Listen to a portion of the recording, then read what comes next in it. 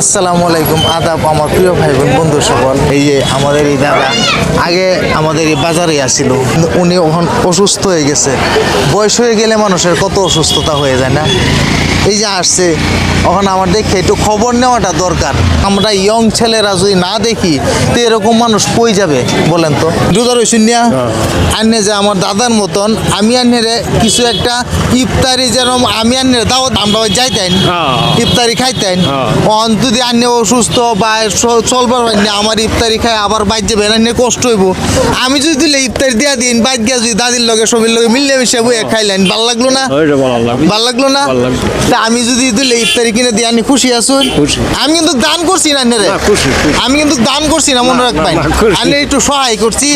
হ্যাঁ চলেন দিলে ইফতারি কিনে আইন বন্ধুরা সাথে আঙ্গুল লই অল্প নাকি পাক্কা দিকে দিও। হ্যাঁ বুঝলে কলা দে দিই ইফতারিতে পতরা খাইবেন, চেরির সময় দুধ দেখাইবেন নাকি? বুঝলে কলা দে দিই 1 কেজি কলা দাও। হ্যাঁ দাও। তারপরে আপেল দিই, ধরুন এটা আবার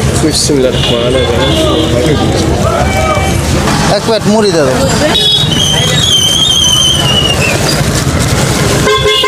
তারপরে ঠিক আছে বগরি দাও নি, বুট তো আছে বাইত না?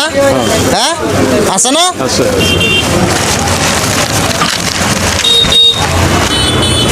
আমি যে ইফতারি দিলাম আনে খুশি আসুন?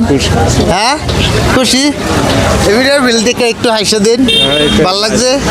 দোয়া করুন যে আমার লাগিয়া সবাই দোয়া করুন যে। প্রিয় বন্ধুরা এই যে এই হাসিটাই আমি চাই। মানুষের কোটি টাকা দিলেও এই হাসিটা পাবে নাকি? ওই সবাই ভালো থাকবেন, সুস্থ থাকবেন। যদি ভিডিওটা ভালো লাগে সবার কাছে দেখার জন্য একটা সুযোগ সুবিধা করে দিবেন, শেয়ার করে দিবেন, লাইক কমেন্ট করে দিবেন, এটাই চাই আপনার কাছে। Thank you so much, Allah Hafiz.